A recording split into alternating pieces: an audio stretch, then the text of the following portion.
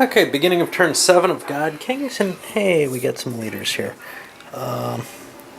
This is a replacement, so we get to roll to see if he comes in, and he's pretty good actually. And then down here, looks like they've got him in the wrong. Oh no, he's at the top. He's the king automatically for 2 turns in a row. Wow.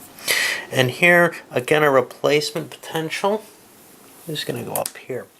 And that looks almost like a misprint to have him going 3 turns, ruling for 75 years. Wow, I don't know about that. What about the points that were produced? I haven't built the armies and slapped them down yet.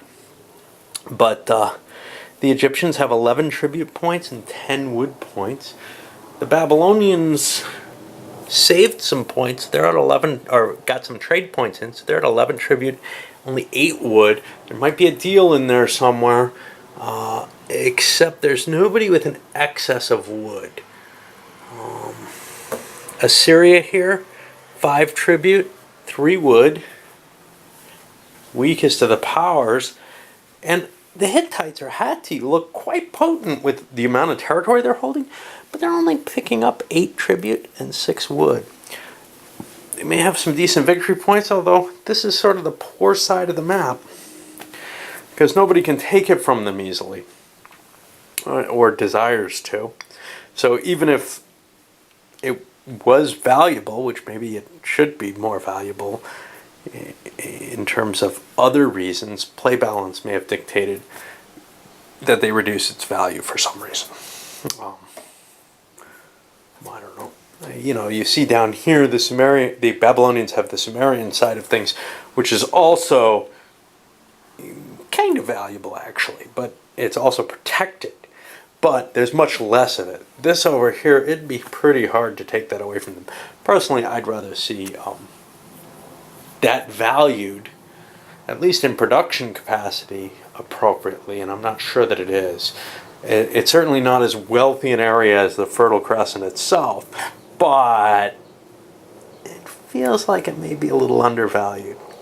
I don't mind the victory points maybe being skewed away from them, but give them some more military might once they build that up, I think. I'm not sure.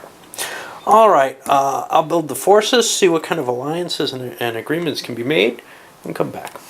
So the geographies determine certain things, one of which is, well, the victory points said, hey, the Egyptians are still well in the lead here with 80 points. Nobody's close. The Assyrians at 75 or 73 are the closest, and they're one of the weakest powers on the board. So everybody kind of had we should keep fighting the Egyptians, but there's a problem.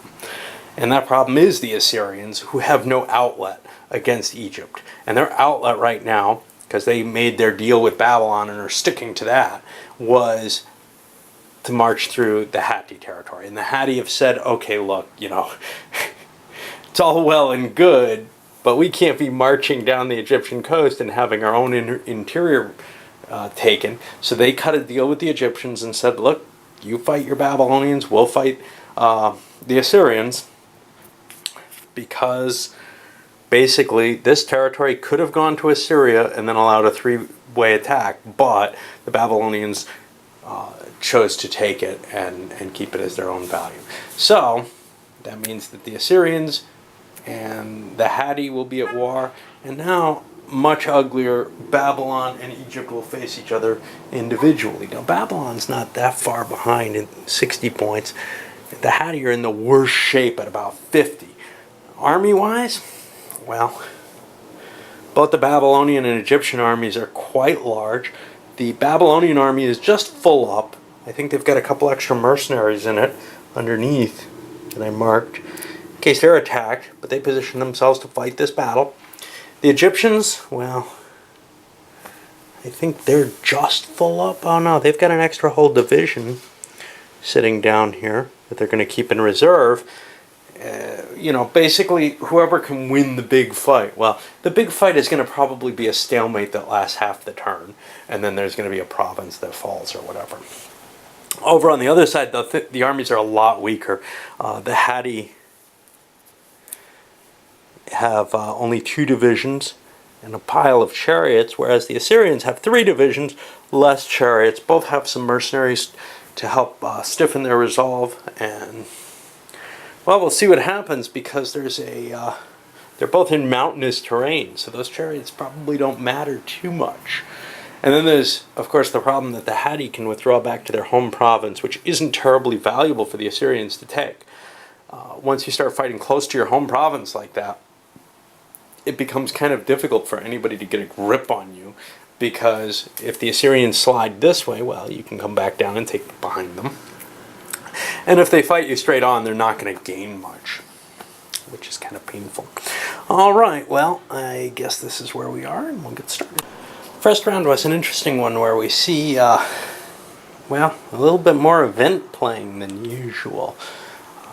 This is something that actually was noted in the play reports for the game, was that players tended to play the point cards when they first started playing, but ended towards more, maybe playing the events more as they got more experience with it. I still don't feel like I have a desire to play events usually, but here it seemed to apply better. Let's take a look at what happened. To start with, the Egyptians played the Epic of Gilgamesh. Great. They walked over, grabbed that, and grabbed themselves 2 quick victory points. Bang, nice. Sweet action, right? By moving their king over here to Ugarit, which still has Aleppo in range that they could intercept if the Babylonians went for it. Now, they're not great at intercepting with Tutankhamun, but they've got a better leader coming up, and they didn't get him this time. Oh, I forgot to roll for some of my other leaders. Well, for my Kassite leader, who didn't show up as well. Okay, great. So, then going over to the Kassites, we saw a palace coup played, which forced a card out of I don't know why that's there. Which forced a card out of the Egyptian hand, and the Egyptians had to grab they lost a card, which went over to the Kassites, and I hope I didn't place it there. 1, 2, 3, 4, 5, 6, 7. No, they got it. The Kassites just pulled a 1-point card, which is not what they hoped for. They wanted to get a good card away from the Egyptians. This is particularly a good card to play if your enemy's held a card, so you know he's got a good one in hand. But you're just getting a random card anyway, so you don't know that you're going to get the one that he held. On top of that, does it do anything else? Yes. He must use the card he received, which is going to be this palace coup. That's going to be in the Egyptian hand, and they're going to have to use it. All right. So now, going from there, we go to the Hatti, who played, I think they're the ones who played that mercenary card, and grabbed themselves, oh no, they played Allied Forces, which gave them an extra chariot card. They think they're going to come down to a fight that they don't really want to fight. A chariot doesn't really help them here. It gives them some additional strength, though, and builds them up so that they have a better shot against the Assyrians. They think they're going to have to break through the Assyrians. And then for the final play, we have the Assyrians themselves, who played the coalition of Megiddo, which brings all of Canaan into revolt, taking it away from the Egyptians. They had nothing but a garrison up here in Megiddo. That goes away, and the Megiddo forces show up here instead as a neutral power. That's a revolt that they're going to have to defeat. Now this, unlike some of these, does not say it gets removed from the game, so it could show up again and again multiple times. I don't know what this is to represent, if this is to represent the Jewish revolts or whatever, but it is a powerful force that the Egyptians maybe can't really handle, including a chariot. If they could bring their main force down, obviously they could, but they're not going to be able to take Canaan back, which means they're going to be thrown back here at the end of the turn, 25 years later or whatever, if they can't recapture a line going back to themselves. And that'll leave this all open to everyone else to expand into. This is a big bonus, really, for the Babylonians, as things stand. But we'll see. It may help the Assyrians if they can cut through, or maybe cut a deal where the Hatti are going to slice down southward, and the Assyrians can maybe take on the Babylonians. Depends on what's going on. We'll see how it all turns out, but overall it seemed like a good move even for the Assyrians to play, although they're the furthest from the Egyptians and not likely to be fighting them this turn. Alright, well, we push on and keep going. And the Babylonians march forward into Aleppo. Tutankhamun intercepts them. The Babylonians played a pest and pestilence in order to cause attrition, and there was a lot of hits on the chariots there. But the Egyptians are going to play Lugal, a card that gives them +2 for the current battle in the actual battle round. They're going to have to take this to a chariot charge first, though. And they have a slight advantage here where 1 or 2 will get one off. It does not. And the Babylonians will try one on their own. They fail as well. So this battle is going to be conducted without chariots, but with both sides taking massive losses on their chariots for committing them. We'll see what comes back when we finish the battle. And Tutankhamun won that battle. Was what, 13 to 19 losses with with a lot of chariot losses, obviously. And the Babylonians are driven back.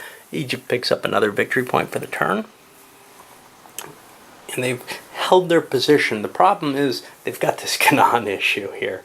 And they have to kind of deal with the Babylonians.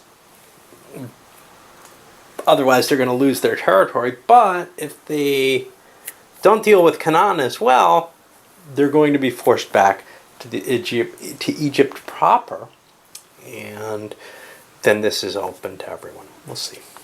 And the Hatti attacked the Assyrians here in the mountains. They gave the Assyrians a victory point. There were a number of cards played. This Protection of Ishtar, which gave the Assyrians a +1 in battle, and they ended up winning the battle 20 to 15. And also the Assyrians played Wrath of Ashur, which gave an attrition effect, but that was canceled out by the Hatti. However, they still lost the battle, so they have to be driven back, and they took the losses. And this round is finished off with another battle. The Ashur moved up here to Lawazantia, and another big battle. Mercenary's dead there. This one went slightly in favor of the Hatti this time, even though the Assyr had the advantage in battle by 1 point because they had more divisions, although the leadership for the Assyr is better. They played another attrition roll, and they've actually done a lot of damage to the Hatti at this point. The Hatti have no divisions left. They have a bunch of chariots, but that's not going to terribly help them in this mountainous terrain. Yeah, chariots are better strength-wise, but they had to take their losses in a way that would have cost them their divisions anyway, their divisional integrity. So, the Assyr have 3 divisions left there. So that's a very powerful position. They're probably going to win these battles. But in the course of the turn, they're probably just going to gain 1 province, as it all turns out. They might be able to get Mukish as well. Who knows? We'll see. We'll see what turns out there. But this one's going to wrap, and it's going to go up.